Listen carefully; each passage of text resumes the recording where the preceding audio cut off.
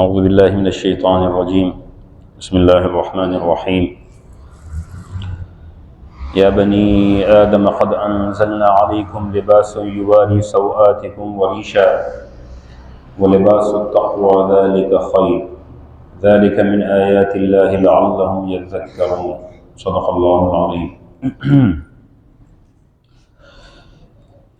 یا بنی آدم، اے آدم علیہ السلام کی اولاد، قد انزلنا علیکم لباسا، یقیناً ہم نے اتارا آپ لوگوں کے اوپر، آپ لوگوں کے لیے لباس یعنی پوشاک، یواری سوآتکم جو کہ تمہارے ستر کو ڈھانکتی ہے، وریشا اور تمہارے لیے زینت کا ذریعہ ہے، ولباس التقوی ذلک خیر اور تقوی کا لباس وہی بہترین لباس ہے، ذالک من آیات اللہ یہ تمام اللہ کی نشانیاں ہیں، لعلہم یذکرون تاکہ یہ لوگ غور و فکر کر کے نصیحت حاصل کر لیں اور سمجھ جائیں۔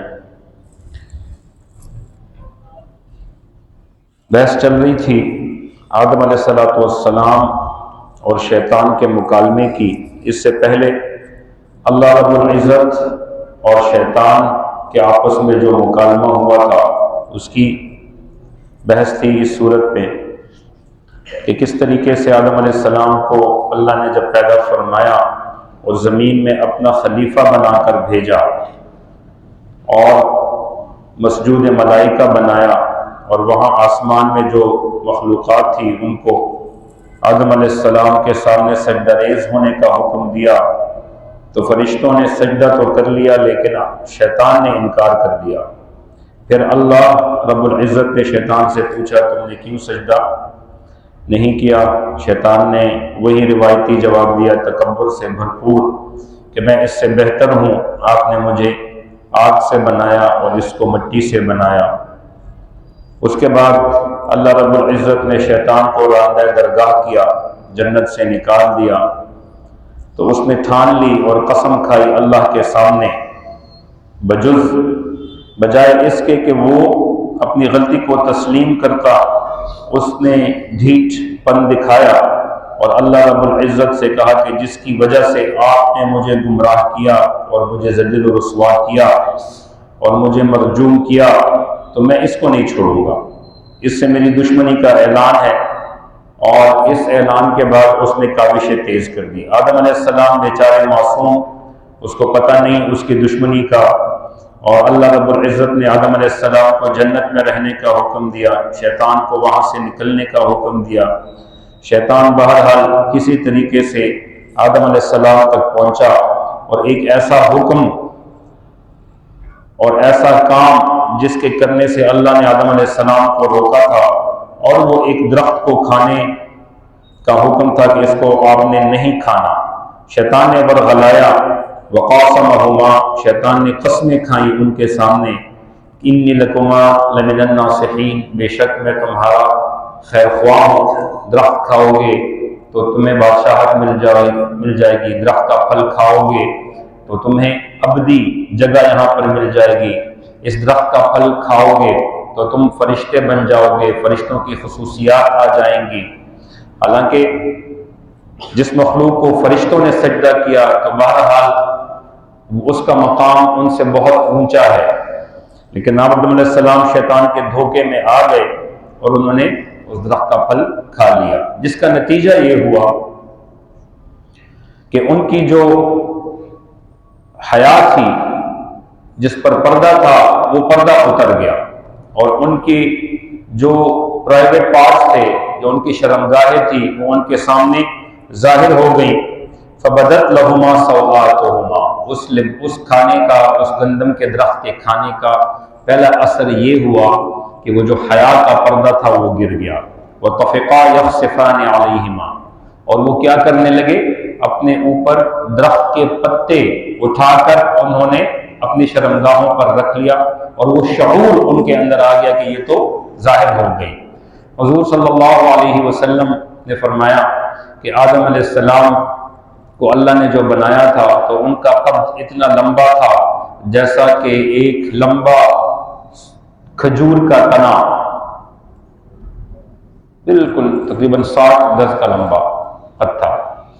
تو وہ انہوں نے جب دیکھا اور ان کو شعور ہوا اور احساس ہوا کہ وہ تو ننگے ہیں، تو فوراً وہ درختوں کے جھنڈ کے اندر چلے گئے اور درخت سے کہا کہ مجھے پناہ دے۔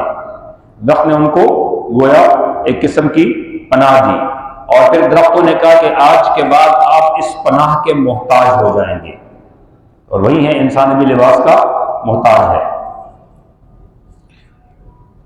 تو غلطی آدم علیہ السلام سے ہوئی، ان کو یہ احساس ہو گیا کہ یہ غلطی تو ہو گئی، اور یہ غلطی بھی ایسی تھی کہ اس میں کئی احتمالات تھے کہ، اور اس پر ہم نے پچھلے جمعے بات کر لی تھی کہ کیا احتمالات تھے۔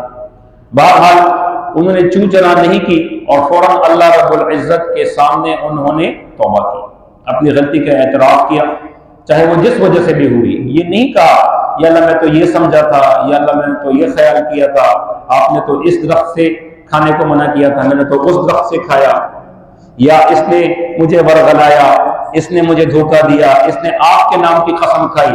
مختلف بہانے ہو سکتے ہیں، لیکن آدم علیہ السلام نے عبدیت کا مظاہرہ فرمایا، اور عبدیت کا تقاضا یہ تھا کہ اپنے مالک کے سامنے کبھی چوں چرا نہیں کی جاتی۔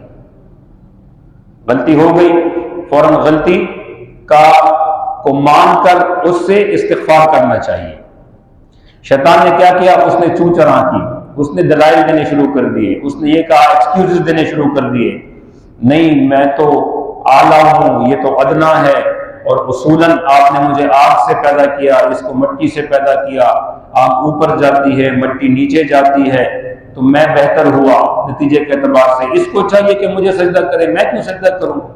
اس نے جھٹائی دکھائی، تو اللہ رب العزت نے اس کو راندہ درگاہ کیا، اور آدم علیہ السلام نے عبدیت دکھائی۔ عبدیت کا مطلب کیا ہے؟ عبدیت کا مطلب یہ ہے کہ عبد بننا، غلام، انسان اللہ کا غلام ہے۔ وما خلقت الجن والانس الا لیعبدون، اللہ نے فرمایا میں نے انسان اور جنات کو فقط اپنی عبادت کے لیے پیدا کیا، اور عبادت عبد سے نکلا ہے۔ عبد کا مطلب انسان بیسیکلی عبداللہ ہے، اللہ کا بندہ ہے، اور بندگی کا تقاضا یہ ہے کہ جو بھی اس کو حکم ہو اس کے آگے چوں چرا نہ کرے۔ جس طرح غلام کی اپنی مرضی نہیں ہوتی، تو اس طرح دنیا میں رہتے ہوئے انسان کی اپنی مرضی نہیں چلے گی، اس کی مرضی اللہ کے احکام کے تابع ہوگی۔ جہاں جہاں پر وہ حد کو کراس کرے گا اور حد سے باہر جائے گا، اتنی اتنی سزا کا مستحق ہوگا۔ اور اللہ رب العزت کی ذات یہ منصف ذات ہے، محسن ذات ہے، ظالم ذات نہیں ہے۔ اس لیے اللہ نے انسانوں کے لیے قوانین بھی وہ وضع فرمائے ہیں جو ان کی فطری ضروریات کے مطابق ہے۔ کبھی کوئی ایسا قانون کوئی ثابت نہیں کر سکتا جس میں کسی بھی قسم کے ظلم کا شائبہ ہو، کیونکہ اللہ نے ظلم کو اپنے اوپر حرام قرار دیا ہے۔ انی حرمت الظلم علی نفسی، حدیث قدسی میں آتا ہے میں نے ظلم کو اپنے اوپر حرام قرار دیا ہے۔ تو اس لیے اس بات پر اطمینان ہونا چاہیے کہ اللہ کی طرف سے جتنے بھی قوانین اور جتنے بھی شریعت ہے، جتنے بھی احکام ہیں، وہ عین انصاف ہیں، بلکہ بعض اوقات احسان بھی ہے۔ یہاں اللہ رب العزت فرماتے ہیں یا بنی آدم، اے آدم کی اولاد۔ سب سے پہلے تو نقطہ اس میں یہ ہے کہ یہاں پر یا ایھا المؤمنون نہیں کہا گیا، یا ایھا الذین آمنوا نہیں کہا گیا، بلکہ یا بنی آدم، جتنے بھی آدم کی اولاد ہیں ان سب کو یہ خطاب ہے، جس بھی دین سے تعلق رکھنے والے ہوں، جس بھی ملت کے ساتھ ہوں، جس بھی قبیلے کے ساتھ ہو، جو بھی ان کی ذات ہو، جو بھی ان کے رواج ہوں، جو بھی ان کے رسوم ہو، جو بھی ان کی ثقافت ہو، جو بھی ان کی تہذیب ہو، اس سے بلا امتیاز اللہ پاک نے بنی آدم کو خطاب فرمایا۔ کیا فرمایا؟ قد انزلنا علیکم لباسا، میں نے تمہارے لیے لباس اتارا۔ انزلنا کا لفظ اللہ نے استعمال فرمایا۔ انزلنا کا مطلب یہ ہے کہ اللہ نے فرمایا کہ ہم نے اتارا تمہارے لیے، جس طرح فرمایا وَأَنزَلْنَا الْحَدِيدَ، ہم نے لوہا اتارا، وَإِنَّا نَحْنُ نَزَّلْنَا ذِكْرًا، ہم نے تمہارے لیے قرآن اتارا۔ تو اسی طرح اللہ رب العزت نے لباس یہ آسمان سے اتارا۔ آسمان سے اتارنے کا مطلب یہ ہے کہ اللہ نے اپنی قدرت سے لباس کے تمام اسباب مہیا فرمائے۔ لباس یا تو اون سے بنتا ہے، اور اون ہم کن چیزوں سے حاصل کرتے ہیں؟ جانوروں سے اور بھیڑ سے، اور اون میں گرمی ہوتی ہے، اور اس کی وجہ سے ہم اپنے جسم کو سردیوں میں گرم رکھتے ہیں، سویٹرز وغیرہ، واسکٹس وغیرہ، کوٹ اور گرم لباس اکثر وول سے بنتے ہیں، اون سے۔ اور دوسرا روئی ہوتی ہے، کپاس بھی اللہ نے زمین سے پیدا فرمایا، تو کپاس سے اکثر کاٹن کے کپڑے بنتے ہیں، یا پولیسٹر ہوتا ہے۔ یہ تمام چیزوں کے اسباب اللہ نے پیدا فرمائے ہیں، اللہ نے نکالے ہیں۔ تو قد انزلنا علیکم لباسا، اللہ پاک نے لباس ہم لوگوں کے لیے اتارا۔ لباس کے مقاصد کیا ہیں؟ یواری سوآتکم، ایک مقصد تو لباس کا یہ ہے کہ یواری موارات سے ہے، اس کا مطلب ڈھانکنے کے ہیں، پردہ ڈالنے کے ہیں، ستر کو چھپانے کے ہیں۔ اور سوآتکم، سوات ان کی جمع ہے، سوات کہا جاتا ہے انسان کے جو وہ اعضاء جن کو وہ لوگوں کے سامنے یعنی برہنہ کرنے پر اور دکھانے میں فطری حیا محسوس کرتا ہے، جیسے انسان کی شرمگاہ ہے، اس کو سوات کہا جاتا ہے۔ تو ایک قسم کا لباس تو اللہ نے یہ بتایا، ایسا لباس ہم نے اتارا یواری سوآتکم، کہ تمہاری جو شرمگاہیں ہیں ان کو ڈھانپ دے۔ تو اب جو لباس ایسا ہو جو انسان کے اعضاء کو، جو اعضاء خاصہ ہیں ان کو نہ ڈھانکے، تو وہ تو لباس کی تعریف سے نکل گیا، وہ لباس میں آتا ہی نہیں ہے۔ آج کل جو نئی تہذیب جس طریقے سے ڈاکے ڈال رہی ہے، دیکھیں فَضَلَّهُمَا بِغُرُورٍ، شیطان نے ان کو بہکایا دھوکے سے، اور وہ دھوکہ سب سے پہلے کیا تھا؟ وہ یہ تھا کہ آپ یہ درخت کا پھل کھا لیں گے تو انسان سے وہ جو لباس ہے وہ اتر جائے گا، وہ لباس جو حیا کا لباس تھا، چاہے وہ مانوی لباس ہو چاہے وہ ظاہری لباس ہو۔ لیکن ان کو یہ شعور نہیں تھا آدم علیہ السلام اور حوا کو کہ ہم جنت میں ننگے ہیں، بلکہ وہ حیا ان کی طبیعت پر غالب تھی۔ اور اس کھانے کے بعد سب سے پہلے حملہ جو شیطان نے کیا انسان کی فطرت کو سمجھتے ہوئے، وہ آدم علیہ السلام اور حوا علیہ السلام کو جنت میں ننگا کر دیا، ان کا لباس اتروا دیا۔ یہاں بھی آپ دیکھیں تو جتنے شیطان کے چیلے ہیں، چاہے وہ نئی تہذیب کے نام پر اس کے چیلے ہوں، چاہے وہ ماڈرنائزیشن کے نام پہ ان کے چیلے ہوں، چاہے وہ لبرلائزیشن کے نام پہ ان کے چیلے ہوں، چاہے وہ کمیونزم کے نام پہ ان کے چیلے ہوں، چاہے وہ فیمنزم کے نام پہ ان کے چیلے ہوں، ان کا پہلا حملہ کس چیز پہ ہوتا ہے؟ لباس اتار دیا انہوں نے۔ اگر اتارا بھی نہیں تو ایسا چست لباس پہنا دیا انسان کو کہ وہ جو حیا کا بنیادی عنصر تھا وہ گویا کہ نہ ہو۔ آپ دیکھیں جس طرح کے لباس مغرب سے ہمارے پاس آ رہے ہیں، اس میں یواری سوآتکم وہ کتنا اس پر اپلائی ہوتا ہے، چست لباس ہوتے ہیں۔ یواری سوآتکم سے مراد صرف سکن کلر چھپانا نہیں ہے کہ چمڑے کا رنگ آپ چھپا دیں اور باقی پورے اعضاء یہ دکھ رہے ہوں، پورا انسان کے جو پرائیویٹ پارٹس ہیں وہ اس کی بناوٹ ظاہر ہو رہی ہے، بلکہ لباس کا پہلا مقصد جو اللہ رب العزت نے بیان فرمایا وہ تمہارے اعضاء کو چھپائے، اس پر پردہ لے کر آئے۔ تو جتنے بھی غیر لباس ہیں وہ آپ کے چمڑے کے رنگ کو تو چھپا دیتے ہیں، اعضاء کو نہیں چھپاتے۔ جتنے بھی چست پتلون ہیں، سپورٹس میں دیکھیں، آپ ٹینس میں دیکھو لڑکیوں کو شارٹ سکرٹس پہنا رہے ہیں، تھوڑے سے اچھلتے ہیں تو اعضاء چھپتے ہیں یا ظاہر ہوتے ہیں۔ آپ ان کے سوئمنگ سوٹس کو دیکھیں، ان کے بکینیز کو دیکھیں، ان کے جو سکرٹس ہیں آفس ڈریسز کو دیکھیں، شارٹ سکرٹس میں پتہ نہیں کیا کیا، تو ابھی تو وہ چمڑے کے رنگ کو بھی چھپانا انہوں نے بند کر دیا۔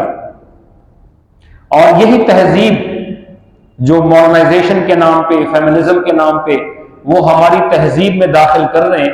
اور اللہ کے نبی صلی اللہ علیہ وسلم کا جو ارشاد ہے اذا لم تستحی فاصنع ما شئت، جب حیا تم سے غائب ہو گئی تو جو تمہارا دل چاہے وہ کرو۔ آپ جائیں لمز کا دورہ کریں، میں کسی ادارے کا نام لینا نہیں چاہتا لیکن لمز کا اس لیے لے رہا ہوں کہ وہاں ایک دفعہ ہم گئے اور حضرت ہمارے ساتھ تھے، اور کئی سال پہلے کی بات ہے، جب وہاں پر وہ ماحول دیکھا جو خواتین کا لباس دیکھا، جو لڑکوں کا لباس دیکھا، تو فرمایا مجھے کچھ ہو رہا ہے یہاں پہ، مجھے گاڑی سے نہ اتارے، واپس کر دیں۔ واپس آئے تو پھر لاہور میں پھرے، پھر کراچی میں پھرے، اور لوگوں سے کہا، جو معاشرے کے مقتدر قسم کے لوگ ہیں ان کے پیچھے باقاعدہ گھروں تک گئے کہ یہ تم لوگوں پر قرض ہے، قرض۔ یہ جو اس وقت کا جو انالیسس تھی کہ ہماری بیوروکریسی میں صرف ایک یونیورسٹی لمز کے 40% لوگ بیوروکریسی میں ایک یونیورسٹی کے گئے تھے، تو اس تہذیب میں پڑھنے والے جب پاکستان کے قوانین کو بنانے اور نافذ کرنے والے اداروں میں جائیں گے تو کیسے قوانین ہمارے عوام پر آئیں گے؟ پتہ نہیں میں بات سمجھا پا رہا ہوں یا نہیں؟ تو پھر کہ بھی ایسی یونیورسٹیاں بنائیں جس میں اسلامی کلچر اور ہم مقاصد پر چلیں اور تعلیم اس معیار کی دیں۔ تو اس کے نتیجے میں الحمدللہ جامعۃ الرشید نے اب الغزالی یونیورسٹی کا چارٹر حاصل کر لیا، جس میں تعلیم اسی معیار کی ہوگی اور روایات کیا ہوں گی؟ اسلامی ہوں گی۔ تو وہ کک تھا، وہ ڈرائیونگ چیز تھی کہ بھئی جب یہ لوگ اقتدار میں جائیں گے تو ہم صرف اس لیے پیدا کیے گئے ہیں کہ ہم چوکوں پر نعرے لگائیں اور احتجاج کریں، اور قانون بنانے والے لوگ یہ وہ لوگ ہوں کہ جن کا اسلام سے دور دور تک کوئی تعلق نہیں۔ آج آپ جائیں کراچی کے بڑی ٹاپ یونیورسٹیز میں، آپ وہاں پر دیکھیں فیشن کے نام پر اور لباس کے نام پر جو حیادار آدمی ہوگا اس کی نظریں نہیں اٹھ سکتی۔ ہماری قوم کی بچیاں ہیں لیکن فیشن کے نام پر ان کا ٹارگٹ یونیورسٹیاں ہوتی ہیں اور وہیں سے پھر فیشن نکلنا شروع ہو جاتا ہے۔ تو جو چیز پہلے مفقود ہوئی، شیطان پہلا حملہ کرتا ہے، وہ ایسا لباس، یا تو لباس کو مکمل اتروا دیتا ہے، یا ایسا لباس ہو جو جس میں لباس کہلانے کی بنیادی خصوصیات ہی نہ ہو۔ تو ایک قسم کا لباس تو اللہ نے فرمایا قد انزلنا علیکم لباسا یواری سوآتکم، جو تمہاری شرمگاہوں کو چھپائے اور تمہارے پرائیویٹ پارٹس کو چھپائے۔ اللہ کرے لباس کا معنی ہمیں سمجھ میں آ جائے۔ وریشہ، دوسرا مقصد لباس کا یہ ہے کہ صرف چھپانا مقصد نہیں ہے، بلکہ وہ آپ کی زیب و زینت کا بھی ذریعہ اور خوبصورت بھی لگے۔ ان اللہ جلیل و یحب الجمال، اللہ پاک خود بھی خوبصورت ہیں اور خوبصورتی کو پسند فرماتے ہیں۔ تو لباس کو اس طریقے سے ڈیزائن کرنا کہ وہ اچھا لگے، لیکن اس پر اسراف نہ ہو، بہت زیادہ اس پر خرچہ نہ ہو، نہ ایسا ہو کہ جو بنیادی مقاصد فوت ہو جائیں، اور نہ ایسا ہو کہ بندہ اسراف اور تبذیر کے جو دائرہ ہے اس کے اندر آ جائے۔ بس اتنا مناسب ہو کہ آدمی پہنے ہوئے اس کو اچھا لگے۔ ایک تیسری قسم کا لباس ہے جس کو اللہ نے خاص طور پر یہاں ذکر فرمایا، وہ لباس التقوی ذالک خیر۔ تیسری قسم کا لباس یہ ظاہری لباس نہیں ہے بلکہ یہ معنوی لباس ہے، اور معنوی لباس وہ ہے جو عمل صالح اور اللہ کا خوف ہے، اس کو اللہ نے تقوی کے لباس کا نام دیا۔ یہ جو تین قسم کے لباسوں کا ذکر اللہ نے فرمایا، اس سے بنیادی طور پر جو ہماری فیمنسٹ ہیں ان کا اور جو جدید فلاسفہ ہیں ان کا یہ نظریہ بھی رد ہو جاتا ہے کہ انسان ننگا پیدا ہوا تھا، ننگا دنیا سے جائے گا، تو دنیا میں ننگا پھرتا رہے۔ ایسا ہی ہے نا، ننگا پیدا ہوا تھا اور پہلے زمانے میں انسان ننگا رہتا تھا، اور زمانے کی ارتقاء کے ساتھ، انسان کی ترقی کے ساتھ ساتھ اس نے ترقی کی اور اس نے لباس پہننا شروع کر دیا۔ تو اس آیت میں اس تمام فلسفے اور اس نظریے کی رد ہے، اس کا بہترین قسم کا رد موجود ہے کہ لباس جو تھا وہ انسان کے ساتھ ہی اترا ہے، اللہ نے اتارا ہے۔ جنت کے ساتھ جو انسان زمین پر اترا تو اللہ نے لباس کو بھی ساتھ میں اتار دیا، اور اس کی بنیادی مقصد یواری سوآتکم اور وریشہ، زینت کا سامان بھی ہے اور اپنی بنیادی جو ضرورتوں کو اور شرمگاہوں کو چھپانا بھی ہے۔ حضور صلی اللہ علیہ وسلم نے فرمایا کہ جو نیا لباس پہنے اور اپنے پرانے لباس کو غریب اور مسکینوں پر صدقہ کر دے تو اللہ تعالیٰ کی جب تک وہ زندہ رہے گا اپنی زندگی میں بھی اور اپنی موت کے بعد بھی وہ اللہ کی ذمہ داری میں داخل ہو جائے گا۔ تو مسند احمد نے بھی اور ابن کثیر نے اس کو نقل کیا ہے۔ حضرت عمر رضی اللہ تعالیٰ عنہ نے فرمایا کہ جب بھی آپ صلی اللہ علیہ وسلم نے ہمیں ارشاد فرمایا اور یہ بتایا کہ جب بھی تم نیا لباس پہنو تو نئے لباس کی دعا وہ ضرور پڑھ لیا کرو۔ اس دعا کا مفہوم یہ ہے الحمدللہ الذی کسانی، تمام تعریفیں اس ذات کے لیے ہے جس نے مجھے یہ لباس پہنایا، وَأُوَارِي بِهِ سَوْآتِي، جس کے ذریعے سے میری جو شرمگاہ ہے اس کو چھپ گئی، میں حیا کے زمرے میں آ گیا، وَأَتَجَمَّلُ بِهِ، اور اس کے ذریعے سے میں خوبصورت لگ رہا ہوں۔ تو جس کو عربی میں یاد نہیں ہے وہ اردو میں کہے کہ بھی تمام تعریفیں اس اللہ کے لیے ہے جس نے مجھے لباس پہنایا، جس کے ذریعے سے میں نے اپنی جو ضرورت کی جگہ ہیں وہ اس کو چھپا دیا اور اس کے ذریعے سے مجھ پر جمال آ گیا اور میں خوبصورت ہو گیا۔ ایک مرتبہ حضور صلی اللہ علیہ وسلم نے فرمایا کہ جو لوگوں کی نظروں سے چھپ کر کوئی بھی کام کرے تو اللہ پاک اس کو اسی کام کی چادر اوڑھا دیتے ہیں۔ اگر وہ کوئی نیک کام چھپ کر کرے تو اللہ پاک اس کو نیکی کی چادر اوڑھا دیتے ہیں، اور اگر کوئی برا کام کرے تو اللہ پاک اس کو برائی کی چادر اوڑھا دیتے ہیں۔ اس پر محدثین نے بہت کلام کیا ہے۔ کچھ محدثین کا خیال ہے کہ اگرچہ وہ لوگوں کی نظروں سے چھپا ہوا ہو، ظاہری طور پر اس نے چھپ کر کام کیا ہے، اللہ پاک اس کے کام کے آثار کو لوگوں پر ظاہر کر دیتے ہیں، اس کے چہرے سے، اس کی چال ڈھال سے، اور اللہ پاک اگر نیک کام کیا ہو تو ایسی نورانیت اس کے چہرے میں داخل کر دیتے ہیں کہ وہ نورانیت اہل بصیرت لوگوں کو نظر آ جاتی ہے۔ اس نے کوئی برا کام کیا ہے تو اللہ پاک اس کو دنیا میں رسوا کر دیتے ہیں، وہ بغیر رسوائی کے جا نہیں سکتا، کوئی فحش کام کرے۔ اور حضرت اکرمہ نے فرمایا ہے کہ اس کا مطلب یہ ہے کہ قیامت کے دن چونکہ سارے لوگ ننگے ہوں گے اور ہر بندہ اپنے پسینے میں اتنا ڈوبا ہوا ہوگا کہ کسی دوسرے کی طرف وہ التفات نہیں کر سکے گا، تو اس دن اللہ پاک اس کو تقوی کا لباس پہنائیں گے، وہ حصی طور پر پہنائیں گے، اس کو اللہ پاک اس کے سطر کو چھپا دیں گے۔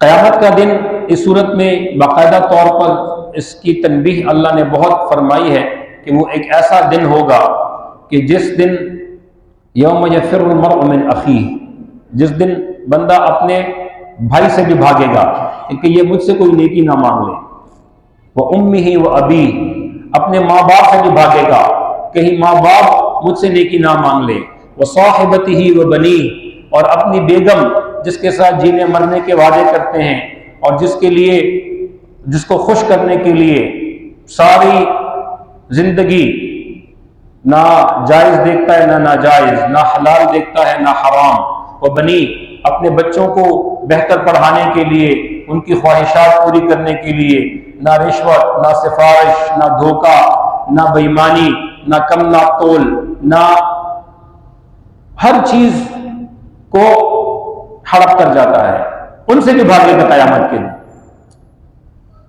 ایسا ہولناک دن، سارے لوگ جائیں گے آدم علیہ السلام کے پاس کہ بہت سخت دن ہے، زمین بالکل لال تانبے کی، سورج سوا نیزے پر، روشنی کے لیے نہیں بلکہ تپش کے لیے ہوگا، اور آدمی زمین پر کھڑا ہوگا اور اس کی تپش سے اس کی سر میں دماغ ابل رہا ہوگا، پریشانی کی حالت میں یہ اللہ حساب شروع فرما دیں۔ اللہ بولیں گے کوئی ہے مجھ سے حساب کرنے والا؟ سفارش کے لیے چاہے ہمارا جو بھی فیصلہ ہو، یہ انتظار بہت مشکل ہے۔ القارعہ، ملقارعہ، الحاقہ، ملحاقہ، یہ مختلف نام اللہ پاک نے دہشت والے قرآن میں ذکر فرمائے ہیں۔ آدم علیہ السلام کے پاس جائیں گے، آدم علیہ السلام کیا کہیں گے؟ وَيَقُولُ الْآدَمُ يَا رَبِّ نَفْسِي نَفْسِي، آج میں کسی کی سفارش نہیں کر سکتا، اللہ تعالیٰ بہت غصے میں ہے، میری اپنی جان بچ جائے اس یہ کافی۔ تم لوگ جاؤ ابراہیم علیہ السلام کے پاس، وہ اللہ کے خلیل ہے، وَيَقُولُ آدَمُ صَفِيُّ اللَّهِ، یعنی اللہ کے نبی صلی اللہ علیہ وسلم نے آدم علیہ السلام کی جو صفتی نام ہے اس کا بھی ذکر فرمایا۔ پھر جائیں گے آدم ابراہیم علیہ السلام کے پاس، ابراہیم علیہ السلام کو کہیں گے کہ آپ سفارش کر دیں، آپ تو خلیل اللہ ہیں۔ تو وہ یقول خلیل اللہ، وہ کیا جواب دیں گے؟ یا رب نفسی نفسی، آج میں بچ جاؤں بس یہ کافی ہے۔ آج اللہ تعالیٰ کا موڈ ہی کچھ اور ہے، بہت غصے میں ہے۔ لمن الملک اليوم، کوئی ہے مجھ سے حساب کرنے والا؟ کوئی ہے بادشاہی کا دعویٰ کرنے والا؟ پھر کوئی جواب نہیں ہوگا۔ للہ الواحد القہار۔ پھر جائیں گے، آپ جاؤ موسیٰ علیہ السلام کے پاس، موسیٰ علیہ السلام کے ساتھ اللہ پاک ہم کلام ہوا کرتے تھے، تو ان کے ساتھ بات کرو، ان کی اللہ پاک باتوں کو برداشت کر لیا کرتے تھے، آج شاید وہ سفارش کر دیں۔ موسیٰ کلیم اللہ کہیں گے، وہ یقول موسیٰ کلیم اللہ یا رب نفسی نفسی، آج میں بھی نہیں کر سکتا۔ جاؤ اسماعیل کے پاس جاؤ، اللہ تعالیٰ نے خود ان کی تعریف کی ہے، جو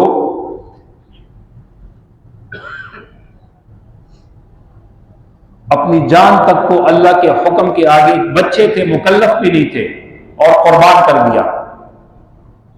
اور اللہ نے ان کی تعریف ایسے کی ہے جس نے اپنا وعدہ سچ کر دکھایا۔ اس کے پاس جاؤ، شاید اللہ پاک اس کی مان لے۔ ان کے پاس جائیں گے، وَيَقُولُ إِسْمَاعِيلُ ذَبِيحُ اللَّهِ يَا رَبِّ نَفْسِي نَفْسِي، وہ بھی کہیں گے میں بھی نہیں کر سکتا۔ جاؤ عیسیٰ علیہ السلام کے پاس جاؤ، ان پر اللہ نے ایسا احسان کیا کہ بغیر والد کے پیدا کیا، تو خرق عادت طریقے سے ان کی تخلیق ہوئی، تو شاید وہ خرق عادت طریقے سے اللہ پاک سے سفارش کر لیں۔ ان کے پاس جائیں گے، وَيَقُولُ عِيسَى رُوحُ اللَّهِ يَا رَبِّ نَفْسِي نَفْسِي، میں بھی کچھ نہیں کر سکتا، میری جان بچ جائے آج ہی بہت ہے۔ یعنی یہ وہ حضرات ہیں جن کو اللہ نے منتخب فرمایا۔ ثم اورثنا الکتاب الذین اصطفینا من عبادنا، اللہ نے فرمایا کہ ہم نے ان لوگوں کو منتخب فرمایا۔ اللہ یصطفی من الرسل من الملائکۃ رسلا ومن الناس، اللہ پاک فرماتے ہیں کہ میں نے انسانوں میں اور فرشتوں میں اپنے پیغام کے لیے لوگوں کو منتخب فرمایا۔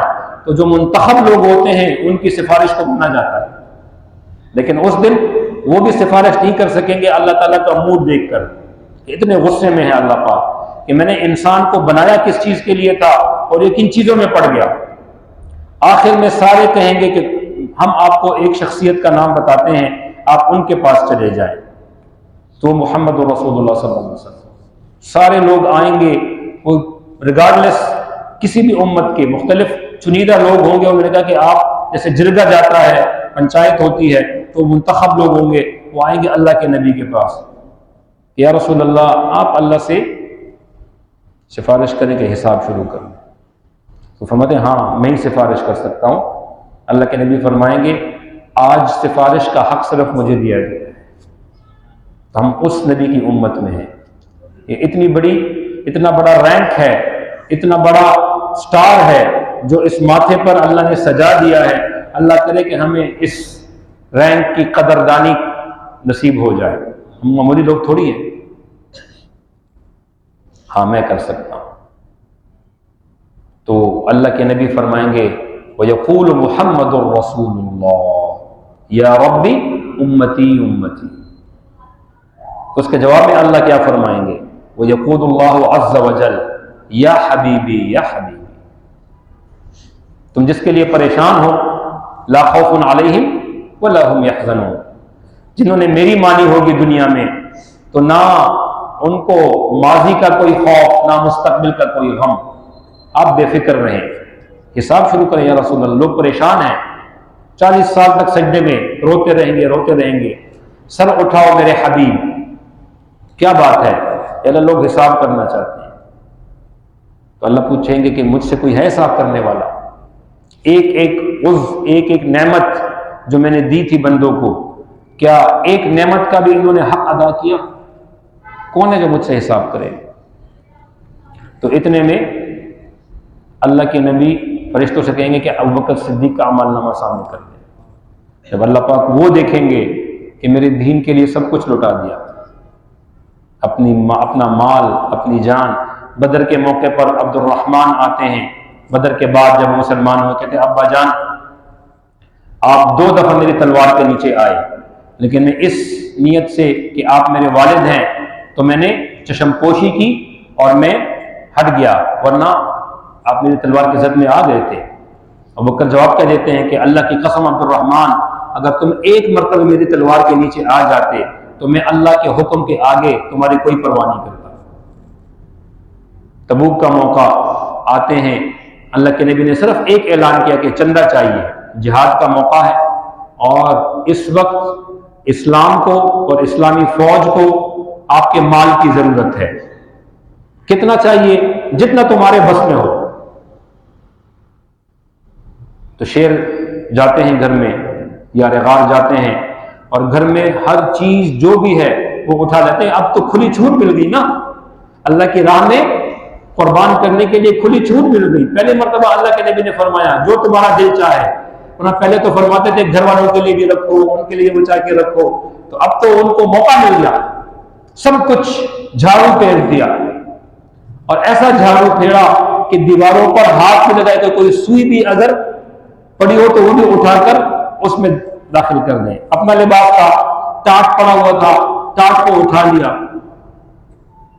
اور اس کو فوراً سیا اور اوپر کی چادر اور نیچے تہبند باندھ کر چلے آتے ہیں، اللہ کے نبی کے سامنے پیش کر دیا۔ اللہ کے نبی کو پتا تھا، اپنے یار کا تو پتا تھا کہ کیا طبیعت کے مالک ہیں۔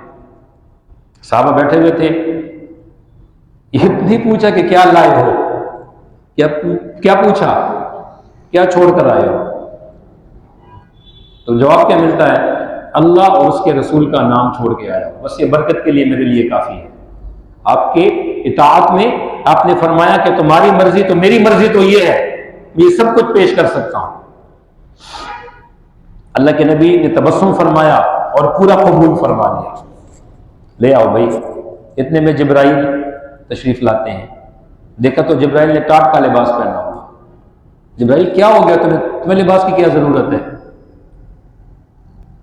تو جبرائیل عرض کرتے ہیں یا رسول اللہ مجھے چھوڑیں، آسمان میں جتنے فرشتے ہیں اس وقت ان سب نے ابو بکر صدیق کی اس ادا پر فدا ہو کر سب نے ٹاٹ کا لباس پہنا ہوا، اور اللہ پاک نے ابو بکر کو سلام بھیجا ہے۔ اللہ تعالیٰ کی طرف سلام دنیا میں ابو بکر پر سلام بھیجا ہے۔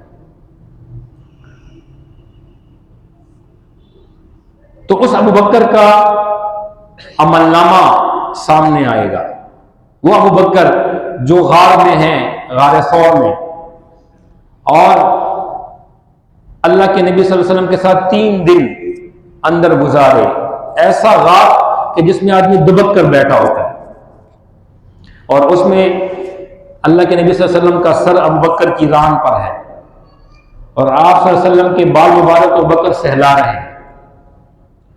آپ صلی اللہ علیہ وسلم کی آنکھ تھوڑی سی لگ گئی، تو ابو بکر نے دیکھا کہ بھی غار ہے اور اس میں چھوٹے چھوٹے سوراخ ہیں، اپنا کرتا اتار کر کرتا پھاڑتے جاتے ہیں اور سوراخوں کو بند کرتے جاتے ہیں کہ ایسا نہ کوئی زہریلا جانور نہ آ جائے۔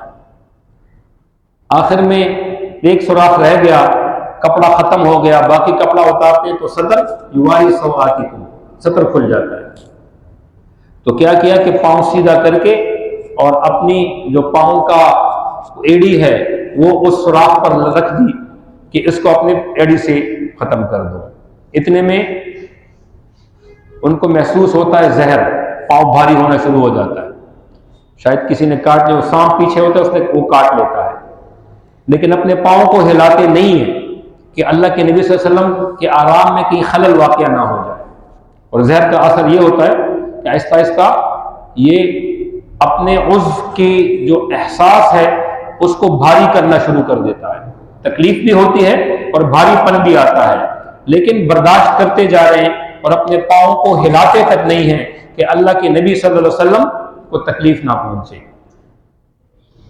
لیکن تکلیف ابوبکر کی اتنی بڑھ جاتی ہے کہ اس کا اظہار آنکھوں کے آنسوؤں کے ذریعے ہو جاتا ہے، اور ٹپ کر کے ایک آنسو نکلتا ہے، اللہ کے نبی کے رخسار پر پڑ جاتا ہے۔ اللہ کے نبی صلی اللہ علیہ وسلم آنکھ کھولتے ہیں، ابوبکر کیا ہوا؟ فرماتے ہیں کچھ نہیں یا رسول اللہ۔ کہتے ہیں کچھ تو ہوا ہے۔ فرمایا کوئی نہیں، شاید کسی چیز نے کاٹ دیا ہو۔ کہتے دکھاؤ، دکھا تو سانپ کے دانت کے نشانات تھے.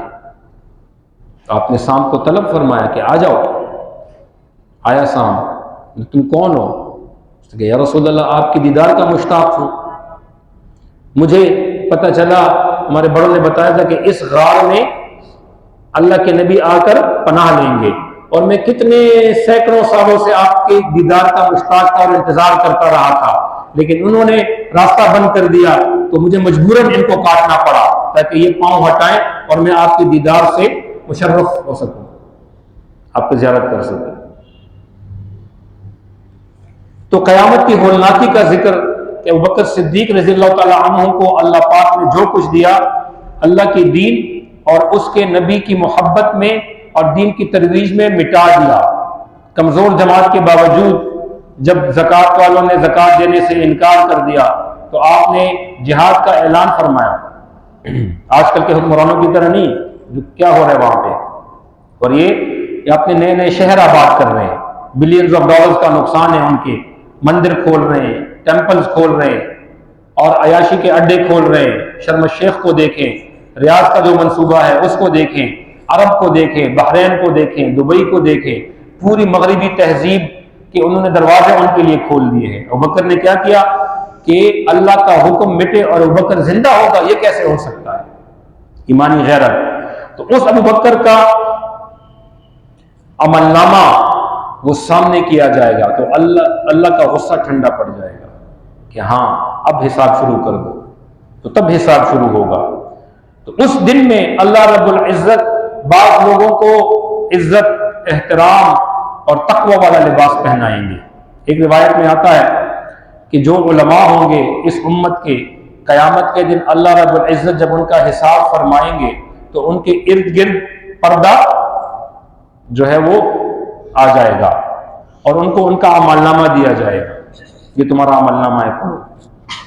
پڑھ لیا یا اللہ پڑھ لیا. کوئی کمی بیشی یا اللہ کہیں میں نے زیادتی کی ہو، نہیں اللہ کوئی زیادتی نہیں. کسی چیز کا تم انکار کرتے ہو یا اللہ کوئی انکار نہیں. اس کے بارے میں کیا کہتے ہو؟ بس یہ اللہ غلطی ہو گئی تھی، انسان ہے، بشری تقاضے. تو اللہ فرمائیں گے کہ چلو دنیا میں جس طرح میں نے تم پر پردہ رکھا تھا، تم نے میرے دین کو سیکھنے کے لیے اور اس کے پرچار کے لیے اپنی صلاحیتیں، اپنی زندگیوں کو وقف کر دیا تھا، تو جس طرح دنیا میں تمہاری پردہ پوشی کی تھی آج بھی تمہاری پردہ پوشی کروں گا، اور تمہارے ان اعمال کے بارے میں کسی کو کچھ نہیں بتاؤں گا، اور جاؤ میں نے تمہیں بخش دیا.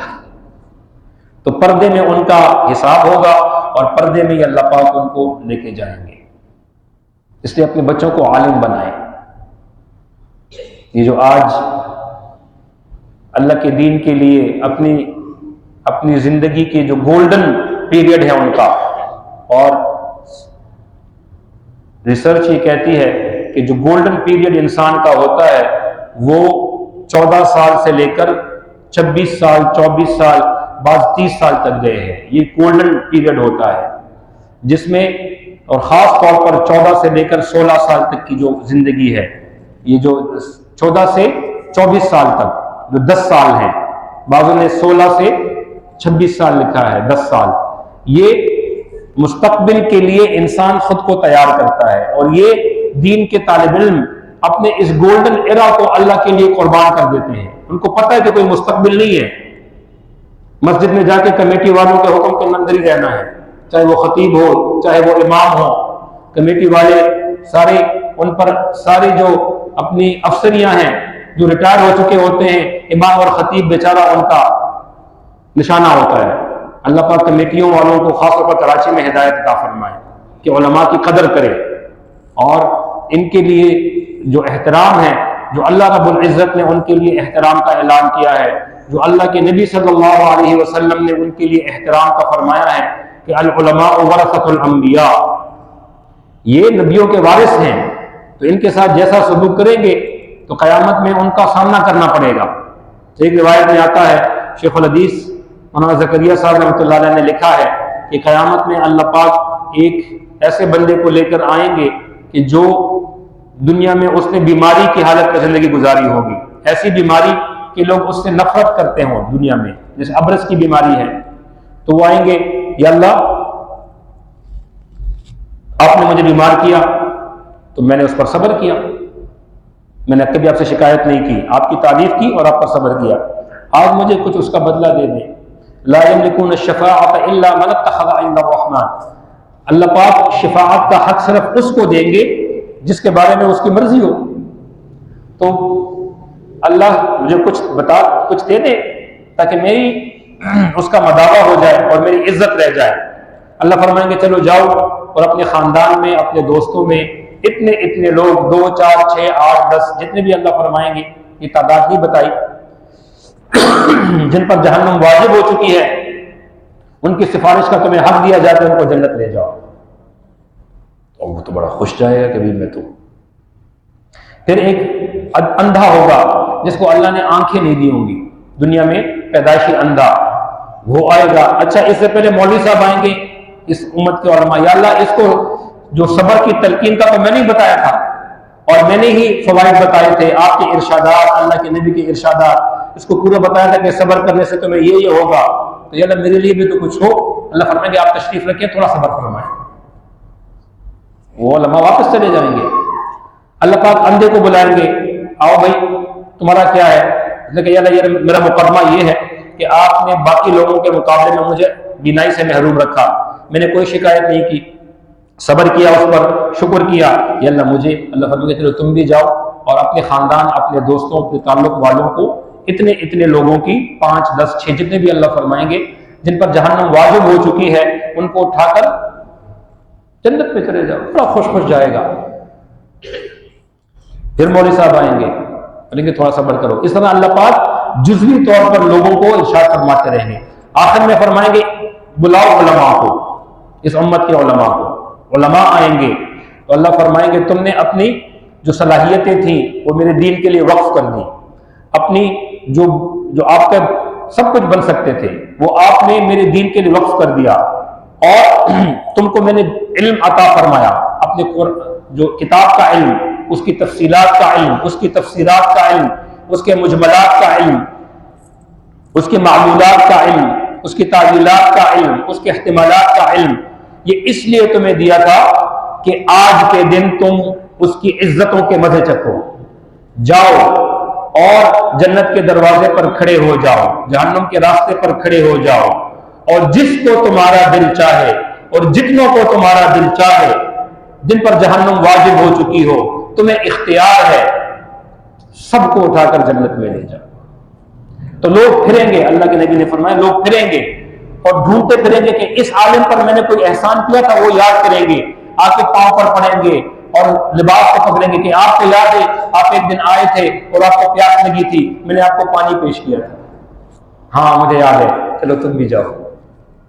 آپ کو یاد ہے آپ ایک دن سفر میں جا رہے تھے اور فلاں دن تھا اور آپ کو بھوک لگی تھی اور آپ کو میں نے اپنے گھر میں ضیافت کی تھی، آپ کو کھانا کھلایا تھا، ہاں مجھے یاد آ گیا، چلو تم بھی جاؤ۔ کرتے کرتے کئی لوگوں کی، ہزاروں لاکھوں لوگوں کی یہ علماء شفاعت کریں گے۔ تو خدا را ان کی قدر کو پہچانیں، ان کو چھوٹی چھوٹی باتوں کے لیے رسوا نہ کریں، چھوٹی چھوٹی ضرورتوں کے لیے ان کو رسوا نہ کریں کہ ان کے دل سے آہ نکلے۔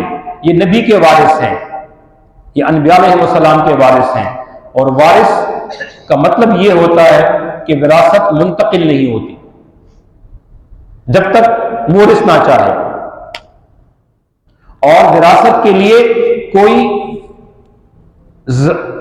خارجی سبب کی ضرورت نہیں ہوتی۔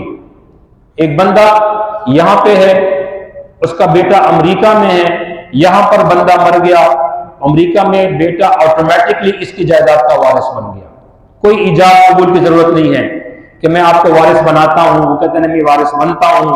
تو ایجاب قبول نکاح میں ضرورت ہے، بیع و شراء میں ضرورت ہے، کاروبار میں ضرورت ہے ایجاب قبول کی، وراثت میں کوئی ایجاب قبول نہیں چاہیے۔ اللہ کے نبی نے علماء کو ورثاء کہا ہے، اور یہاں پر جس دن لباس التقوی ذالک خیر ہوگا، اس دن ان کی قدر و قیمت کا ہمیں پتہ چلے گا۔ تو یہ طلباء، یہ علماء اپنی گولڈن پیریڈ کو یہ اللہ کے لیے وقف کر دیتے ہیں، جس میں یہ ڈاکٹر بن سکتے ہیں، انجینئر بن سکتے ہیں، تجارت سیکھ سکتے ہیں، کھیل کی طرف جا سکتے ہیں، اسپورٹس مین بن سکتے ہیں، یہ اللہ کے قرآن کو، اللہ کے دین کو اپنے سینوں میں محفوظ کر کے اس کی پرچار کے لیے اپنی زندگی کو وقف کر دیتے ہیں۔ اور پھر علماء کے والدین کا جو مقام ہوگا، سبحان اللہ، تو اپنے بچوں میں سے کسی نہ کسی بچے کو اللہ کے دین کے علم کے لیے، نبی کے، انبیاء کے ورثاء کی صف میں شامل کرنے کے لیے کسی کو مختص کر دیں۔ کمانے والے بوجھ اور بچوں کو کمائی پر لگا دیں، کم از کم ایک بچے کو، اور جو قابل ہو، جو ذہین ہو، جو آپ سمجھتے ہیں کہ علوم نبوت کو یہ اپنے اندر جذب کر لے گا، تو انشاءاللہ یہ آپ کی انویسٹمنٹ ہوگی۔ جس طرح اپنے بچوں کو ڈاکٹر انجینئر بناتے ہیں کہ 15-16 سال پڑھا کے اور میرے بڑھاپے میں کام آئیں گے، تو بچوں کو اپنے آخرت میں کام آنے کے لیے بھی انویسٹمنٹ کریں ان پر۔ اللہ پاک توفیق عطا فرمائے۔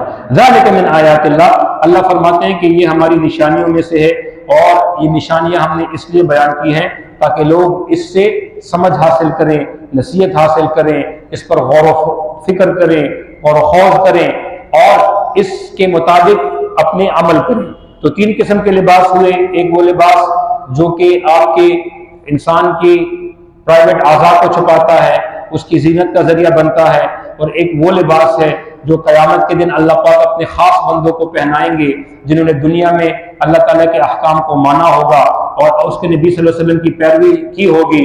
اور ہم جس طریقے سے شیطان نے سب سے پہلے آدم علیہ السلام ان کا دشمن تھا، اس کا نشانہ بنایا کہ اس کا لباس اتار دے، آج جتنی بھی مغربی تہذیب ہے وہ ہماری تہذیب پر حملے اس بنیاد پر کرتی ہے، کبھی ریلیوں کی صورت میں، کبھی وومن مارچ کی صورت میں، کبھی خواتین کا مارچ ہوتا ہے، کبھی ریلیاں نکلتی ہیں، کبھی میراتھن کی صورت میں، دبئی میں جو میراتھن ہوئی، فرانس میں جو ہوئی، اور اب اسلامی ممالک میں بھی میراتھن ہو رہی ہے، لڑکیوں کو چھڈیاں پہنا کے، ان کو شارٹس جو ہے وہ سلیو لیس پہنا کے، جس میں پیٹ بھی نظر آ رہا ہوتا ہے، پیٹ بھی، ٹانگیں بھی نظر آ رہی ہوتی ہیں، اور تہذیب کے نام پر، اور بڑے بڑے لوگ اس پر فخر محسوس کرتے ہیں کہ ہم تو تہذیب یافتہ ہو گئے ہیں۔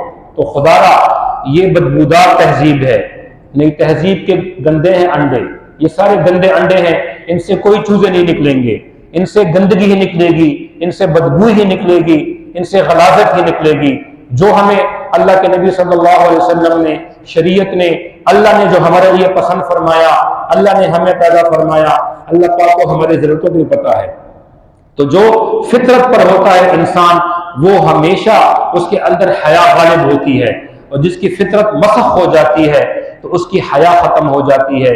اذا لم تستحی فاصنع ما شئت، اس کے اقوال سے، اس کے افعال سے، اس کی سوچوں سے، اس کی کیفیات سے بے حیائی اور بد تہذیبی چھلک رہی ہوتی ہے۔ میرا نوجوانوں کے لیے خاص پیغام ہے کہ نئی تہذیب میں نہیں آنا، اور لاجکس کے چکر میں کبھی بھی اپنے بوڑھے والدین کی دل آزاری نہیں کرنا۔ آپ کے خاندان کے جو بڑے ہوتے ہیں ان کا خیال رکھنا یہ عین دین ہے۔ آپ کو تو مغرب بہت سکھاتی ہے کہ انسان اپنے فکر کے اعتبار سے بھی آزاد ہے، اپنے اعمال کے اعتبار سے بھی آزاد ہے، اپنے افعال کے اعتبار سے بھی آزاد ہے۔ انسان آزاد نہیں ہے، نہ اپنی پیدائش کے اعتبار سے آزاد ہے، نہ اپنی موت کے اعتبار سے آزاد ہے۔ انسان تو اپنی زندگی بھی نہیں چھین سکتا، اس کو بھی خودکشی کہا گیا ہے۔ تو اپنے افعال کے اعتبار سے جب پیدائش کنٹرول میں نہیں، جب موت کنٹرول میں نہیں، تو درمیانی زندگی کیسے کنٹرول میں ہوگی؟ لیکن نئی تہذیب نے آج بے حیائی کے بازار گرم کر رکھے ہیں۔ اب دیکھیں، مرد کے ریزر کا اشتہار ہوگا، اس پہ خاتون نیم برہنہ کھڑی ہوگی۔ مرد کے کوٹ کا اشتہار ہوگا، اس میں خواتین آ رہی ہیں۔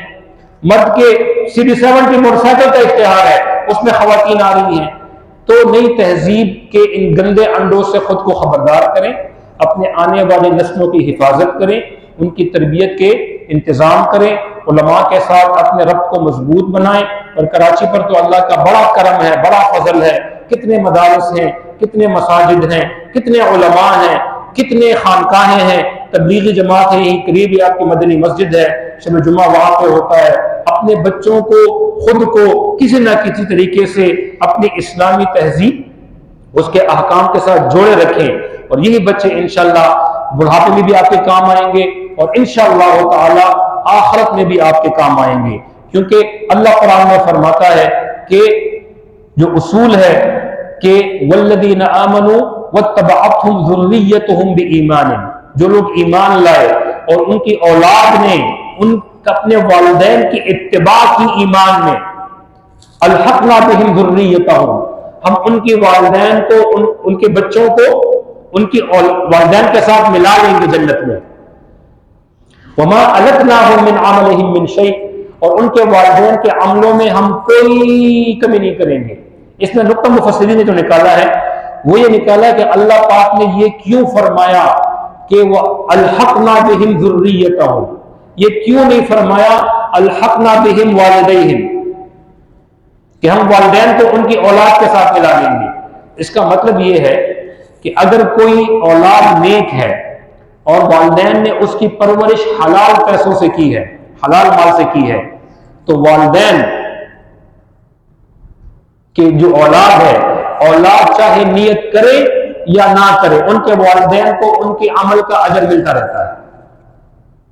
سمجھ بہت بڑی بات ہے، نیت کرے یا نہ کرے تو والدین کو اولاد کی اجر ملتا رہتا ہے۔ تو ایک تو والدین کے اپنے اعمال ہو گئے، اور ایک جو اولاد عمل کرتی ہے وہ آٹومیٹکلی، تو یہ لازمی بات ہے کہ والدین کا درجہ جنت میں ان سے اعلیٰ ہوگا۔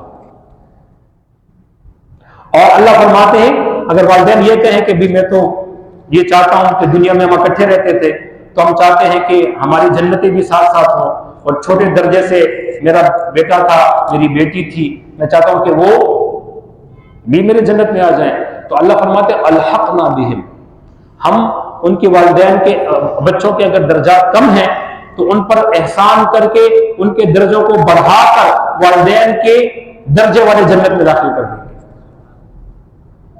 اور اس کا اثر وما التناہم من عملہم من شیء، اور والدین کے درجوں میں کوئی کمی نہیں ہوگی، یعنی کہ تھوڑا آپ کمپرومائز کریں، تھوڑا آپ کمپرومائز کریں تو بیچ والا کوئی راستہ نکال لیں، نہیں، ان کے درجے میں کوئی کمی نہیں ہوگی، یہاں سے ہم ان کو اوپر درجوں میں لے جائیں گے۔ تو اپنی اولاد پر محنت کریں، ان کو دیندار بنائیں، ڈاکٹرز انجینئرز بنتے رہیں گے۔ اللہ فرماتے ہیں کہ لا نسألک رزقا، ہم آپ سے رزق طلب نہیں کرتے، نحن نرزق، ہم آپ کو رزق دیتے ہیں، والعاقبۃ للتقوی، اور اچھا انجام وہ متقیوں کا ہوتا ہے۔ تو بچوں کو ٹرین کریں، اللہ کا جو احساس ہے وہ دلائیں، اللہ موجود ہے، جو بھی آپ برا کام کرتے ہیں اللہ ہمیں دیکھ رہا ہے، اور اس سے پہلے احکام کی طرف لے کر آئیں، اور یہ آپ کا وہ ہوگا کہ جب اللہ پاک کا احساس آ گیا تو اللہ فرماتے ہیں اس قلب کے اندر میں آ جاتا ہوں، اور جس دل کے اندر میں آ جاؤں اس میں نورانیت ہی نورانیت۔ اللہ ہمارے دلوں کو نورانی فرما دے اور اپنے آنے والی نسلوں کے لیے ہمیں محافظ بنا دے۔